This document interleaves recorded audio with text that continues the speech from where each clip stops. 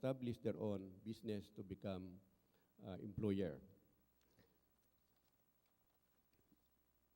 Next.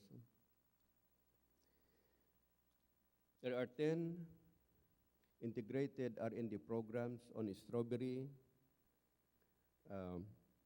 pest management of highland vegetables, potato, sweet potato, yam, taro, cassava, and kalalili.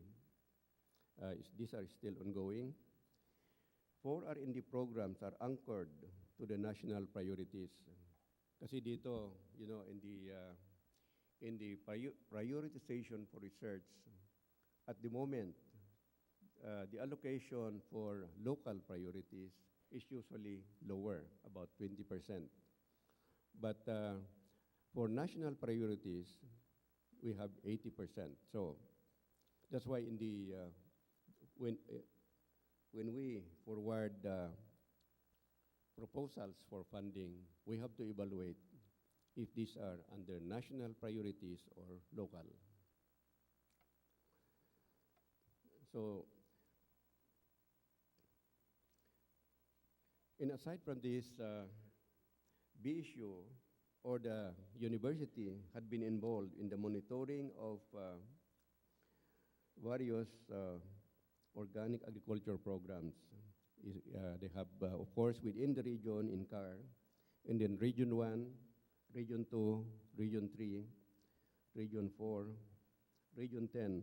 This is in Mindanao. Of course, within the scope of the Northern Mindanao Agriculture Research Center, is this NOMIARC? Region 10 is Region 10 and northern part of Mindanao? Oh, okay. So there are 89 projects that were reviewed, at which 40 are completed. And in the significant findings that were observed, we can now have the package of technologies generated from research on chickpea, and package of technologies on organic vegetable production, organic seed production, pest management, and cultural management, among others. So this could be packaged already for dissemination. At present also, the National Organic Agriculture Research and Development Center have started to collaborate with SOCs, with state colleges and universities. As I've said, we first have to start within the region. So we have now the Ifugao State University and ABRA, State Institute of Science and Technology. This is in relation, of course, to organic agriculture research and extension programs. And then, of course, as a member of the NOAC, we are involved in the approval of funding for project proposals on organic agriculture. Next.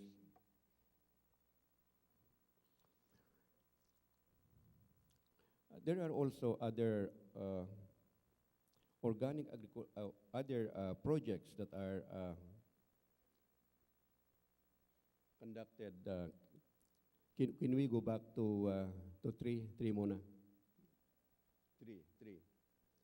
I think that's very fast. We'd go to 3. Other one.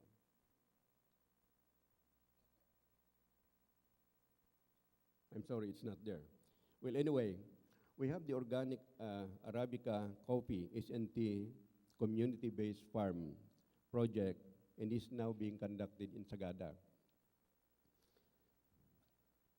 And then the organic Arabica coffee Technomart project also in the same municipality.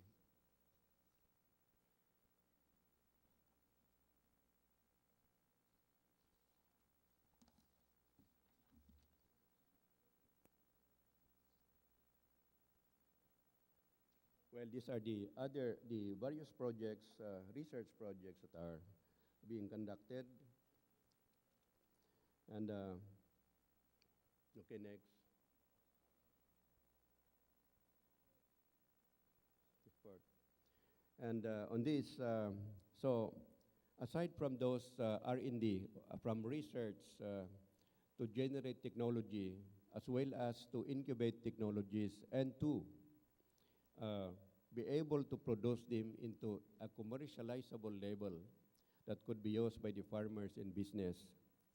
There are also trainings and extension services being conducted by the university. And this is in support, of course, to the use of developed technologies. So these are, of course, the clients are the farmers, the business, and the implementers also of the extension programs. Because we have to train them so they would know how to communicate the particular technology that we would like them to disseminate. There are about 67 trainings conducted, including, of course, the certificate in practical organic agriculture, and 42 outreach activities with state colleges and universities, local government units, and other agencies are also involved. If we say outreach, there are programs, specific programs in a barrio or in a municipality where our group, technical group, are involved. And then next, we have the conduct of Kabalikat sa Kabuhayan Farmers Training Program also that were done in collaboration with ISM, Shumart, and Harvest NGO. This was conducted in July to September of this year. And then the distribution of seeds also produced from organic demo farm for trials in Mindanao. This was done in selective areas of Mindanao. And we have also co-organized and co-hosted the 6th Regional Organic Agriculture Congress with LGU in the Department of Agriculture, RFU. It's supposed to be there. Oh, okay.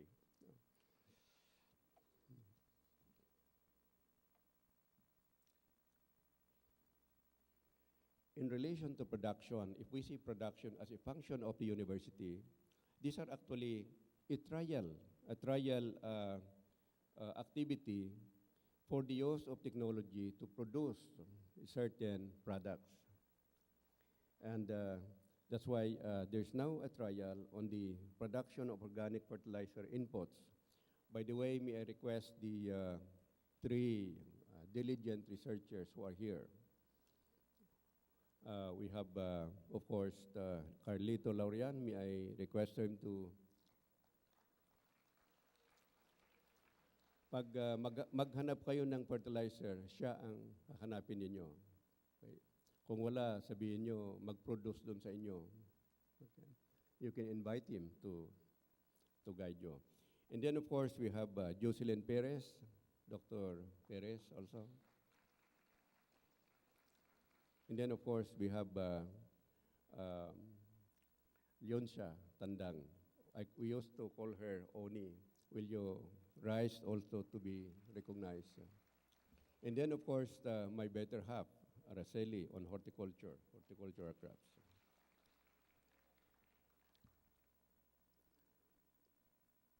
So, aside from vermiculture in fermented extracts, there are organic seeds also that were produced for trials, especially on lettuce, beans, eggplant, okra, and amaranth. And then the production also of organic vegetables for marketing. We are trying to link to the market also. That's why we have established before there's a temporary market for organically grown vegetables and other products.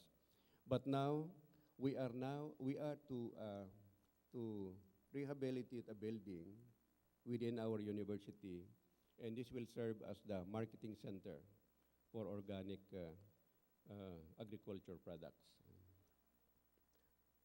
I think it's in the next slide. Okay. So, yon.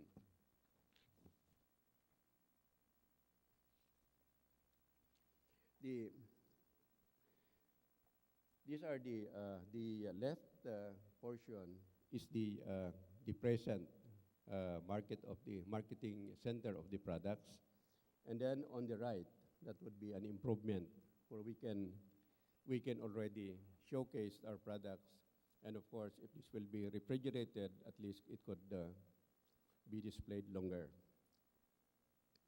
And then aside from this, next, we are involved also, of course, on the organization in enterprise needs assessment and design analysis. This is primarily dwelling on organic vegetables and coffee production. And then in the we are also doing an advocacy on the organic agriculture products benefits on farmers' health and well-being. And then, of course, the BSU internal guarantee system, it was also established, and so in here we'll have to, we were able to certify 175 organic producers. And we are now, we have drafted a resolution on the creation of regional certifying body for organic agriculture. That's why in my first year of office, we really have to strengthen our laboratories.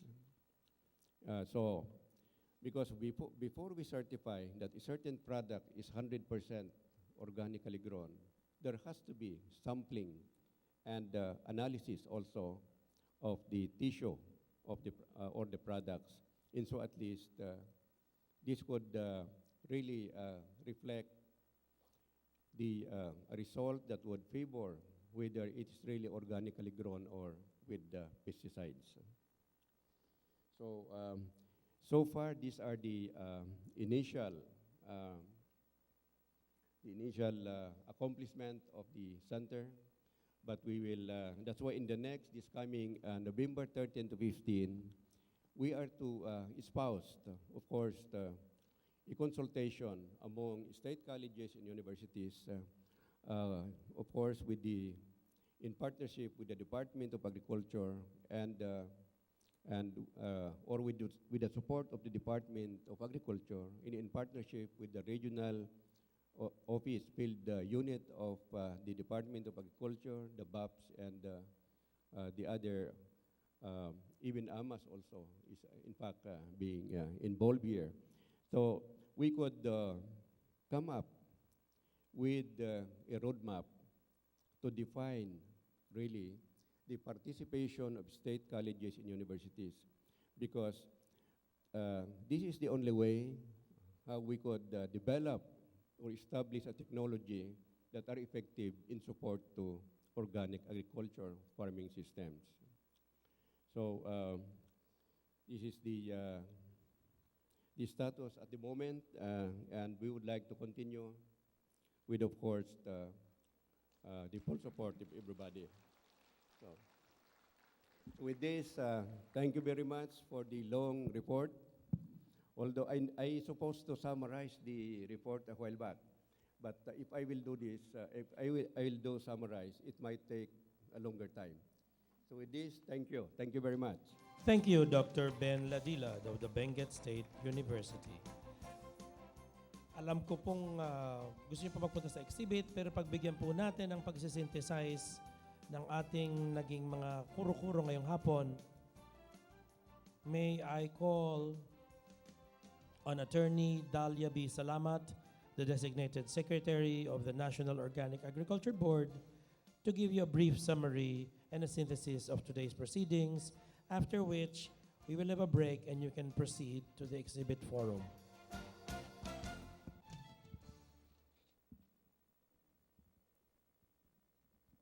Good afternoon. Kanina problema nila, no? Hindi nila makita yung mga letra. Problema ko, baka hindi nyo ako makita.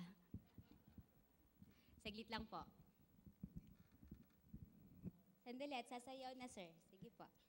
So, magandang hapon po. Doc Ben, salamat sa exciting na presentation. So, napakinggan po natin yung accomplishment report ng ating programa, accomplishment report ng mga private sector representatives sa National Organic Agriculture Board. Una sa lahat, yung report ni Director Cañeda, ang aming Executive Director, nabanggit niya sa atin, no, 7% pa lamang po tayo sa ating target. That's 30,000 hectares out of around 500,000 hectares. Malapit na po, no? 97% na lang. Kayang-kaya? 3 years na lang? Kaya pa po? Kayang-kaya. Dati nga po wala yung gobyerno, kinakaya ninyo. Ngayong kasama nyo na kami. Mas kaya po, di ba? So, susunod po, nag-report sa atin si Sir Miller Bicaldo and si Sir Ray, ang mga representative ng small farmers sa Luzon and Visayas. Ano po yung mensahe nila sa atin?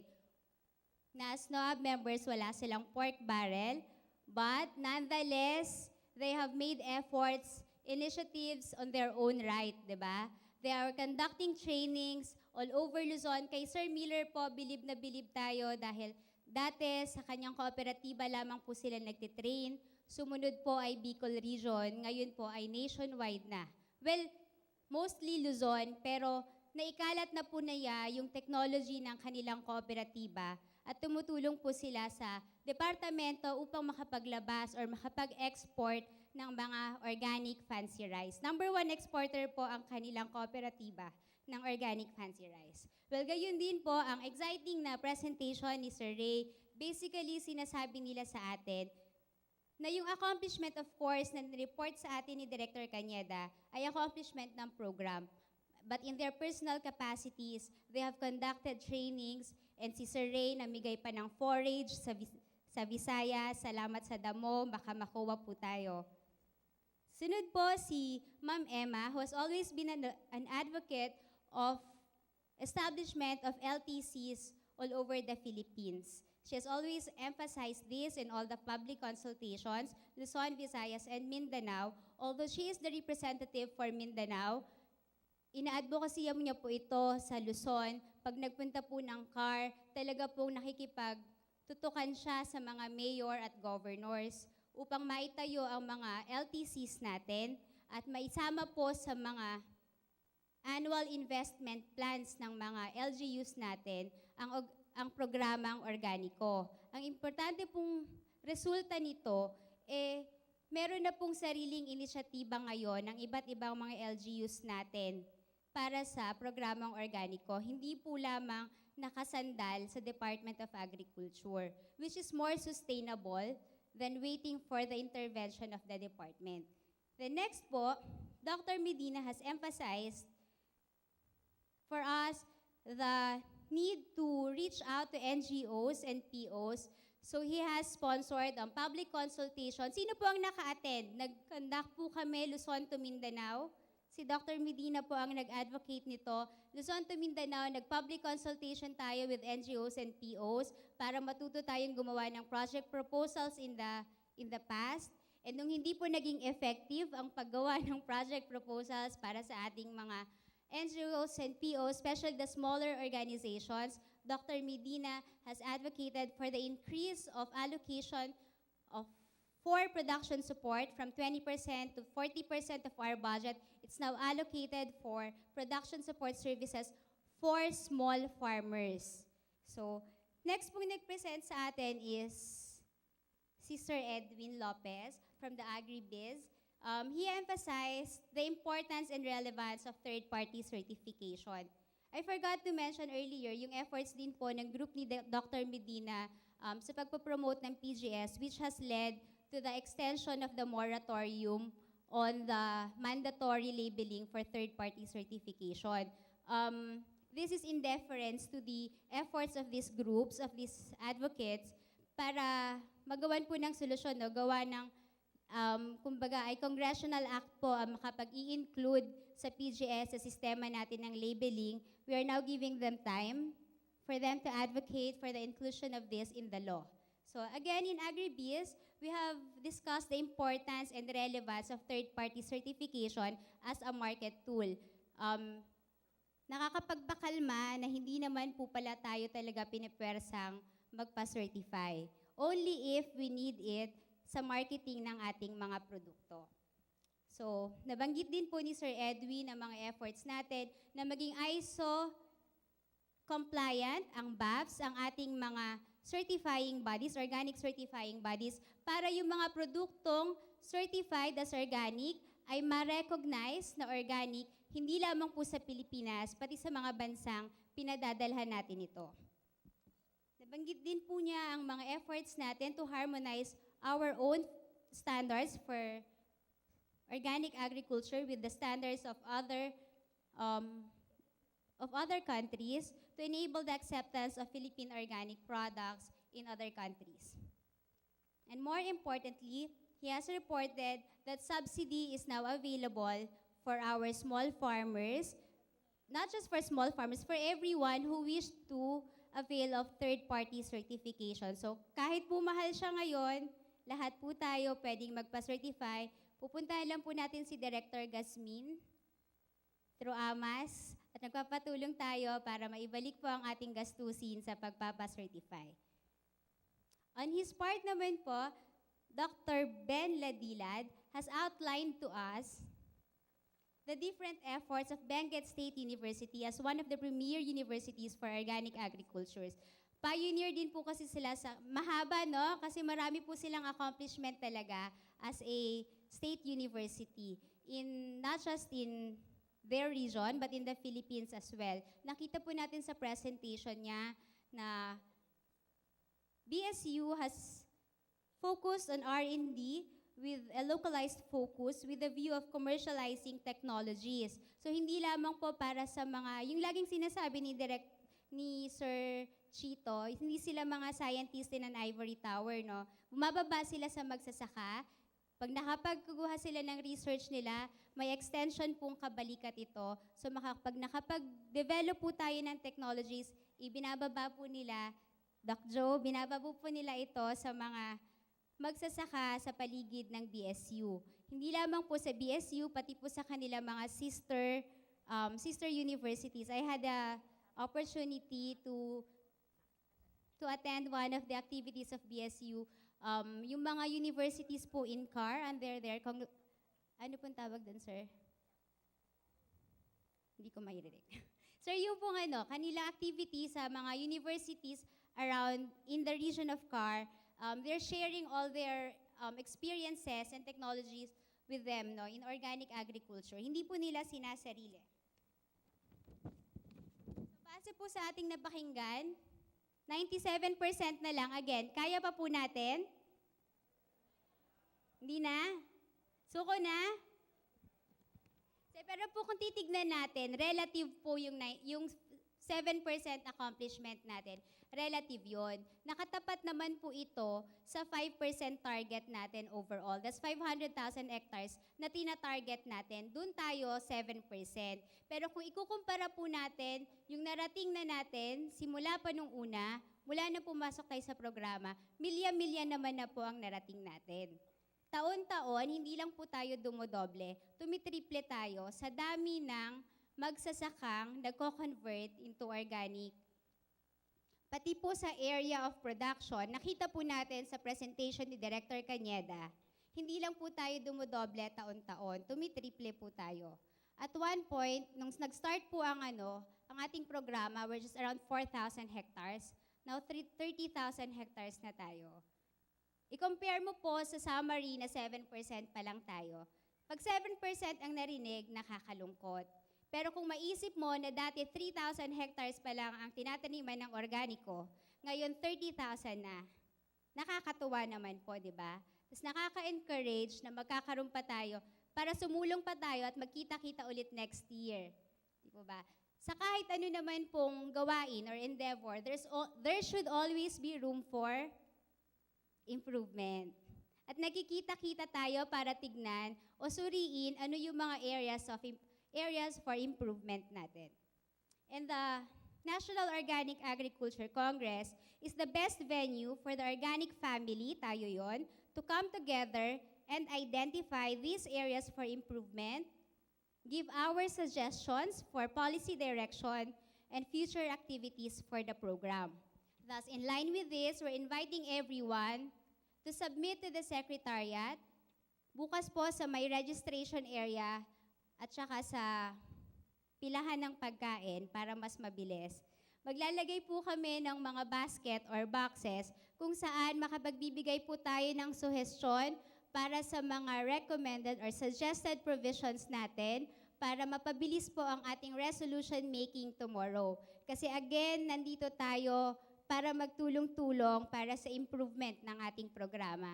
So hinihiling po namin ang lahat na magmuni-muni ngayong gabi, isulat po natin sa papel ang mga suggested provisions natin para sa resolution natin tomorrow.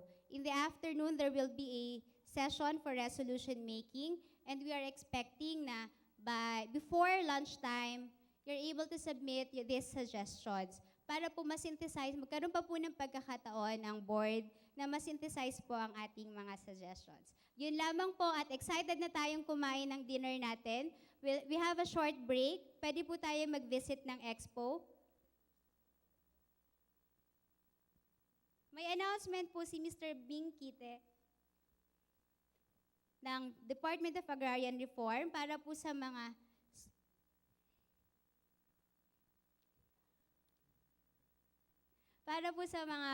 konting paalala para sa aktibidades natin bukas. Maraming salamat po.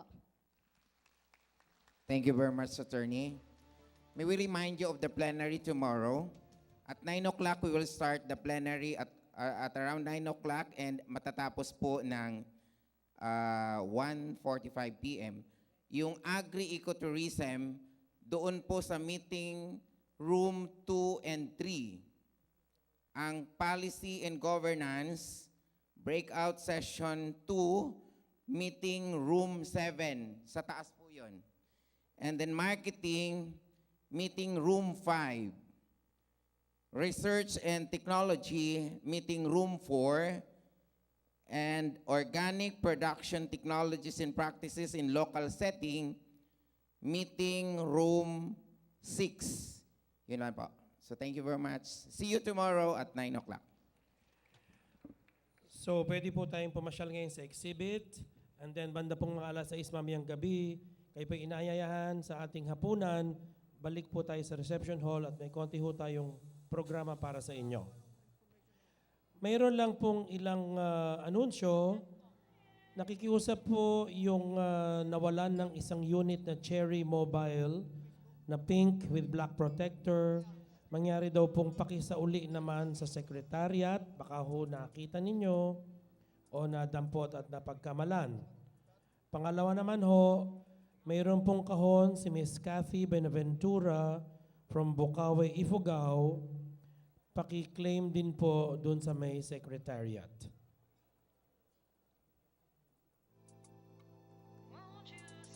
So please find time to shop and visit the new technologies and products at the PICC Forum. If you're exiting the plenary hall, it's to the left. And then you can also take your snacks at the Bridgeway.